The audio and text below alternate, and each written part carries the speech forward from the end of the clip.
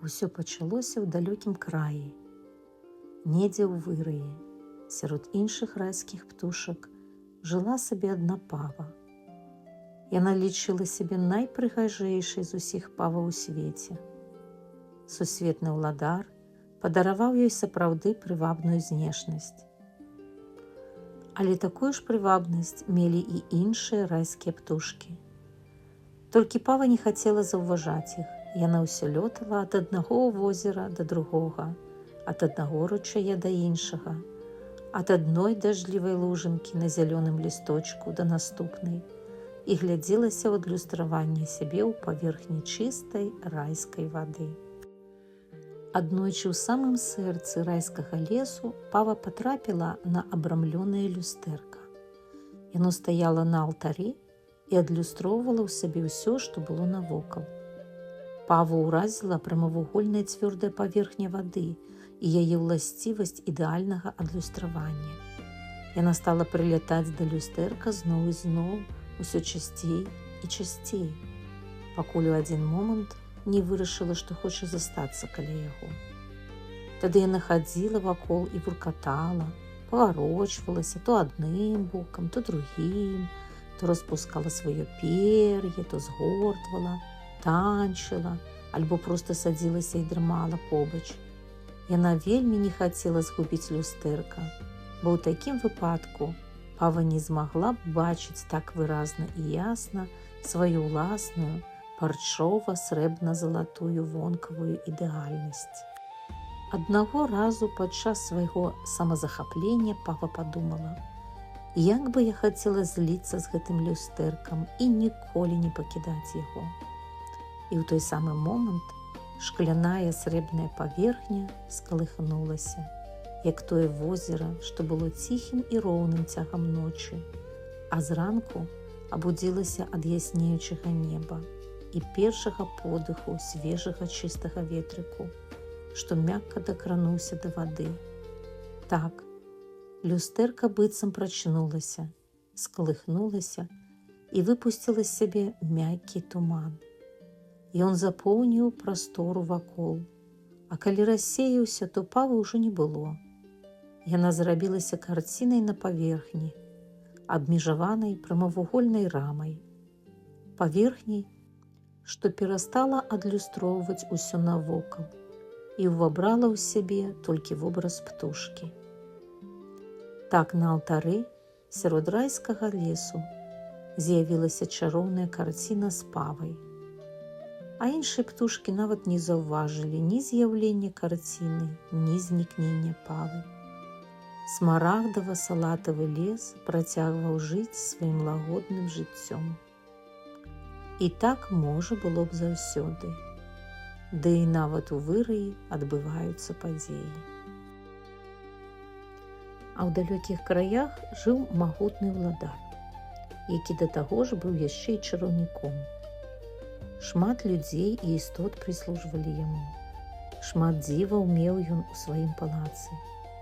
Шмат часу ён пражыў на зямлі і, маючы ўласцівасць розумам сваім бачыць існую сутнасць рэчаў, думак людскіх і паводзінаў, меў прастое ўсё, вялікую ўладу над жывым і нежывым сусветам. Каб былі ў яго свеце іншыя багі, акрамя духаў, то і яны б сябравалі з ім бадай што на роўных. Гуляў аднойчы чараўнік каля сваіх фантанаў і кветнікоў і ўбачыў, што адна з яго дзіўных кветак сумуе. Спытаў ён яе: адкуль твой сум? Ён, безумоўна, мог сам убачыць адказ на сваё пытанне, але не хацеў парушаць адчуванне прыватнасці кветкі. І тая адказала, што ніколі не бачыла радзімых продкаў сваіх, што сад уладара хоць ідэальны, але ж ён сярод пустэльні ўтвораны, і не ўсё ў ім так, як недзе, дзе было падабранае семяно, нарадзіўшае кветку. Няма мне нічога немажлівага, бо я чараўнік з усіх чараўнікоў, я пакажу табе, адкуль ты вядзеш свой род. Так адказаў ёй чараўнік, і ў імгненне вока апынуліся яны разам з кветкай у тым самым райскім садзе. гуляючы паміж дрэваў дзіўных, кустаўя пышнага, кветак духмяных ды ліянаў хвалістых, дайшлі яны да алтара з карцінай. Толькі адзін раз, глянуўшы на карціну, убачыў чараўнік адразу ж усю гісторыю яе з'яўлення. Усміхнуўся і вырашыў забраць Паву ў свой палац. З таго самага моманту, як Пава стала часткай люстэрка, перастала яна бачыць сама сябе, а магла бачыць толькі тое, што было навокал яе. І тое была зараз яе навука. Пакуль яна была нескладаная, бо аздабляючы сабой палац чараўніка, Пава бачыла толькі раскошу, прыгажосць і спакой, пакуль не прачнуўся ў падземным сваім уладанні брат чараўніка. Калі ўладар быў яшчэ маленькім, ён страціў сваю маці. Яна была жанчынай сэрцам з чалавечага роду, з незвычайнай у сваёй любові і розумам, які народжваў казачныя сусветы. Гэтыя казкі адкрывалі малому ўладару таямніцы жыцця. Праз іх маці перадала яму навуку спасціжэння існасці, што атрымала яна ў спадчыну ад тысяч пакаленняў продкаў і зрабіла яго сэрца такім жа магутным і поўным і мудрым любові. Бацька чараўніка вельмі кахаў сваю жонку, але, нягледзячы на ўсю яго магутнасць, калі смерць прыйшла за гэтай жанчынай, ён мусіў яе адпусціць.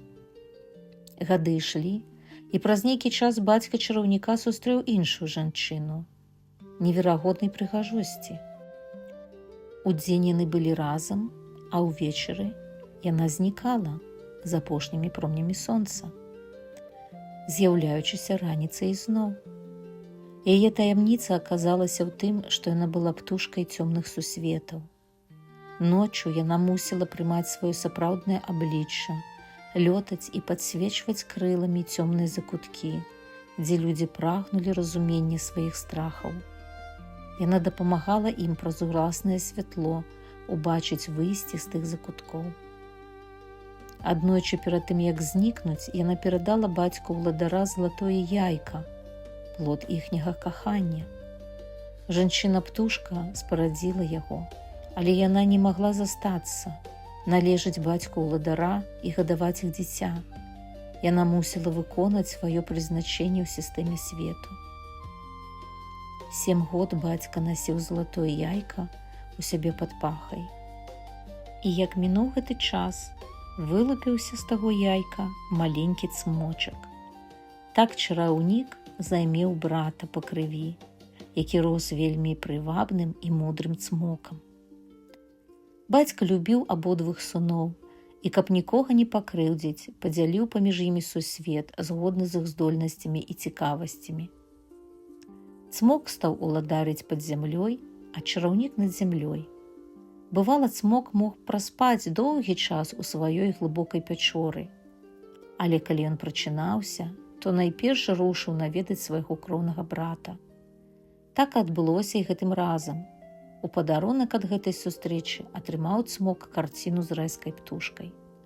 На гэты раз Пава апынулася ў падзямеллі, сярод скарбаў, але без сонечнага святла, без зеляніны, без птушыных спеваў ды чалавечых галасоў.